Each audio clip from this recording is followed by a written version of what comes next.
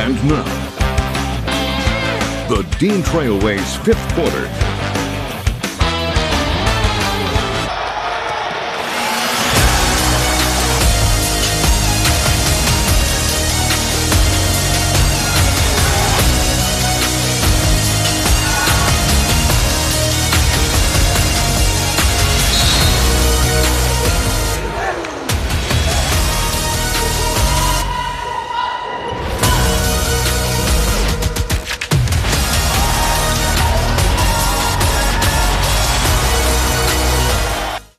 Well, as the postseason gets closer and closer in high school basketball, teams are either seeking league titles or celebrating senior night. Thanks as always for tuning in to the Dean Trailways fifth quarter. I'm Ian Kress. And I'm Haley Shomgard. In the CAAC White, Lansing Sexton was on the verge of winning the conference title outright. But first, we're going to start with the game between Olivet and Charlotte, because with head coach Tom Fleming retiring at the end of the year, Charlotte was hoping to secure a special win tonight. Not only was Fleming coaching in his final regular season home game, but it was also senior night for the Orioles. A win wouldn't be an easy task, though, with Olivet in town. After going on a 10-0 run in the third, Ben Buzzard breaks out the finger roll and says, let's make it a 12-0 run. Charlotte up 34-24. Some cold shooting struck the Eagles in the second half, not scoring at all in the third quarter. With under 4 minutes to play, Bo Lincoln gets the and one to end the scoring drought. On the ensuing possession, Cutler Brandt finds Tyler Bowser hanging out under the hoop. He gets the easy two to put Charlotte in front by 9, but here come the Eagles. Taven Feldposh gets loose and does the rest himself to pull Olivet within 9 once more. Under a minute to play now, Bryce Wine winds up a big-time 3 to pull the Eagles within 6. But after making some big free throws, Malachi Garza puts the exclamation point on things when he gets nothing but open court in front of him. Charlotte wins 43-35 the final on a night that truly meant so much. There's a lot of history between Charlotte and Olivet, especially with me. I live in Olivet. I played at Olivet. I played at Olivet College. So coming here and then beating them was that was great. And I get all credit. How about that defense out there? Those boys, man. At Olivet, that's a tough squad. And I just feel good. I feel good for them that they got their last, on senior night and they get their victory. Those boys were buzzing, and over to Sexton, who needed just a win over Ionia tonight to win the CAAC White title outright. J-Dubs had it going early. Keyshawn Somerville finds Joseph Pizzo down low for the easy bucket. Then Somerville doing what he does best, crossing up the defender and pulling up for the bucket. Now check out this move from Sexton's Mario Murray. Turns the corner, eludes a couple Bulldogs, and extends the Sexton lead. Then DeQuarius Jones corrals the loose ball, finds an open Hurley Young for the easy bucket. Sexton wins this CAAC White title outright with a 67-44 win over Ionia. And in girls hoops, Jackson Northwest had a chance to clinch at least a share of the Interstate 8 title for a second year in a row tonight. The Mounties played Hastings for the second time this week. For more on the matchup, we bring in the third member of our team, Tyler Driesinga. Hey, Tyler. Hey guys, the first game between Hastings and Jackson Northwest was originally scheduled for mid-January. It was canceled and made up on Monday night, with the Mounties winning 50-38. So the two teams were plenty familiar with each other tonight. If Northwest could top the Saxons again, they'd secure a share of the league title and could win it outright next week. The Mounties shared the league crown with Coldwater last season. We picked things up in the third quarter. Ashley Weller jumps the passing lane and bolts the other way for the transition lay-in, plus the foul. And there was plenty more where that came from for Northwest in this one. Mara Mitchell catches on the wing, drives the lane, throws it up and in for the hoop and the harm. Mounties up by 20, and Mitchell was far from finished. Off the missed shot, the rebound comes out to her, and she pushes the pace, attacking the rim for another Northwest lay-in, as getting out in transition was the Mounties' forte all night long. Weller swipes another pass and races down court for 2 more. Northwest rolls to a 42-15 win, locking up a share of the I-8, but the Mounties aren't satisfied with just a share. When hanging numbers on our wall is something we talk about all the time. When we achieved that tonight, but we're not satisfied. We want to win that outright. We have a lot of girls that are multi-sport athletes. Two play soccer, 2 play volleyball, 1 play softball. So knowing that we have girls that aren't just committed to basketball but are committed to other sports really means big to me, because we're leaving our legacy here and like other places. Staying with girls basketball, there are a number of teams atop the CMAC, and they are all currently chasing Portland St. Patrick. Yeah, the Shamrocks came into the night 13-1 in league play with Fowler right on their tail at 12-2. That is right. St. Pat's welcomed in Saranac tonight as it was senior night for the Shamrocks. They even honored the Red Hawks seniors with flowers and candy. And just like candy, St. Pat's was sweet when it comes to their passing. The extra pass allows Addison Shire to connect on the top of the key triple. The senior finished with 12 points. Then off a turnover, Tori Sanborn throws a dime to Laney Meredith, and she increases the Shamrock lead with ease. Meredith led the team with 13 points. How about fellow senior Hannah Weller getting in on the fun? Portland St. Patrick pitched a shutout in the first quarter and goes on to win 56-11. What a win for them. Let's head to Lansing Christian. Nate George and his Fowler Eagles looking for their 4th win in a row. And the Eagles were soaring early and often in this one, turning defense into offense. Grace O'Hare finds Elizabeth Huffnagel for the easy layup. Eagles up big at this point. Fowler crashing the glass after a missed 3. Paige Thalen puts it right back up for the bucket to keep the Eagles rolling. And then some nice ball movement from Fowler, passing it around to the top of the key. Ball makes its way to Brooke Weber, who knocks it down from distance. All Fowler in this one, 63-17 the final.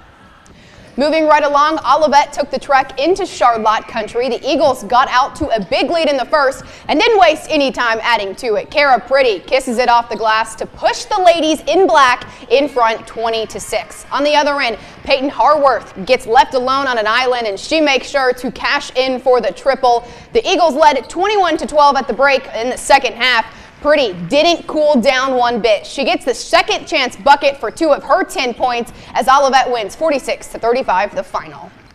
We'll shift over to the CAAC Blue after the break as the East Lansing boys had a chance to lock up a share of the conference crown. Plus, 2 of the top 10 teams in Division III squared off in a non-conference showdown as Kawama Westphalia hosted Sanford Meridian. Those highlights and more when the Dayton Trailways 5th quarter return.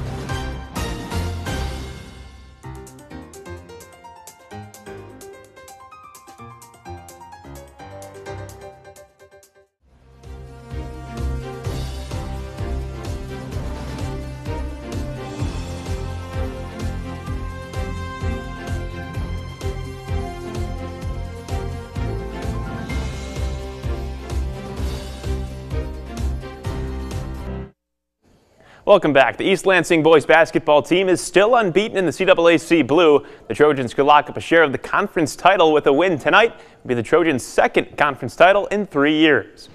And the Trojans were in control of this one from start to finish. We pick it up in the third quarter. Noah Lopez finds Charlie Baker cutting down the lane for the easy two. Trojans up 46-17. Later in the quarter, B.J. Wyndham dishes it to Deontay Macy at the top of the key. He lines up a triple try and drills it.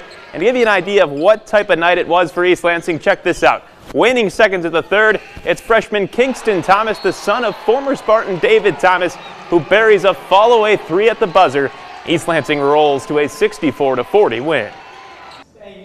Staying in the blue, Okemos was looking to stay in the hunt for a league title as the Wolves were on the road taking on Holt, who relied on its shooting tonight. Carter Bishop, as good as it gets from deep, and he ties the game in the early going. Proving to be a consistent force, though, is Okemos' Colin Walton, who connects on 3 of his 18 points. This bucket also helped Christian Chu reach 8 assists on the night. Holt was speaking in threes in this one. Answering back with a triple is Danye Thomas, but Okemos was too much to handle. Walton slides by the defender for the calm bucket. Colin Alexander led the way with 19 points as Okemos takes down Holt 63-50.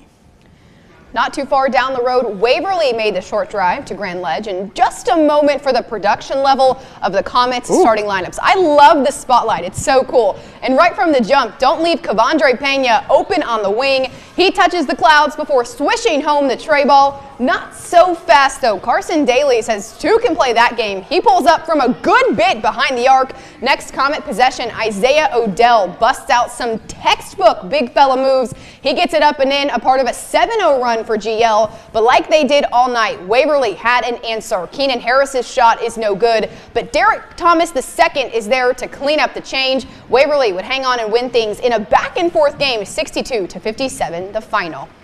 To senior night at Jackson Northwest, senior guard Duncan Moffitt is the coach's son, and he came into play just 4 points shy of 1,000 for his career. Moffitt got a free throw in the first quarter, then late in the first half, he drives to the rim, lays it in, putting him just 1 point shy of the mark. And in the third, a bizarre scenario. Moffitt is fouled, and then the Hastings coach is given a technical foul. So Moffitt goes to the line all by himself to try and get 1,000, and he sank all 4 free throws to cross the threshold. A special moment for him. He also became the program's all-time leading scorer earlier this week. Now, the Mounties had a game to win, too. We jumped to crunch time. 16 seconds to go. Northwest clinging to a 45-42 lead, needing a stop. Jalen Jordan comes out with a huge block. Hastings gets it back, heaves a 3 for the tie, and it's no good. Jackson Northwest hangs on for a 47-42 senior night win, and those 4 free throws are a moment Moffitt and his dad will always remember.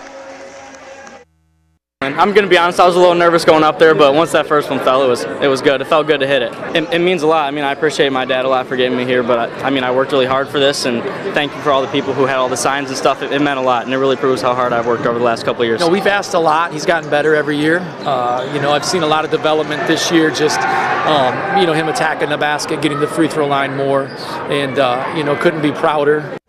Well, the Pewamo Westphalia boys are on an 8-game winning streak, and tonight they welcomed in Sanford Meridian for a great non-conference challenge. That's right. The Pirates and Mustangs are both ranked in the top 10 in Division III in the latest AP rankings. The Mustangs are ranked 8th, and the Pirates are 10th. How about it? This was a game that certainly lived up to the hype, and the crowd was ready to go with Pirate Pete firing up those future Pirates. Meridian led by 2 at halftime, and Ethan Wetzel grew the lead to 5 on this triple. But have no fear, PW faithful, because Grady Eklund went into takeover mode. He comes up with a steal, and you know what goes with peanut butter?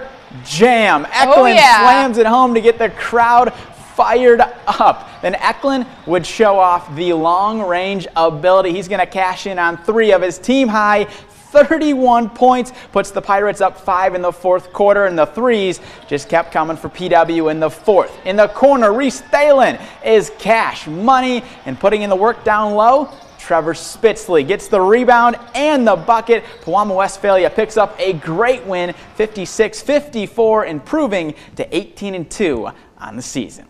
And that is all the high school highlights we have for you tonight, but the Hoops Talk is far from done. That's because tomorrow night the Spartans and the Wolverines tip off in Ann Arbor. With Michigan State going for its first win at the Chrysler Center in 5 years, we'll preview tomorrow night's showdown when the Dean Trailways fifth quarter returns.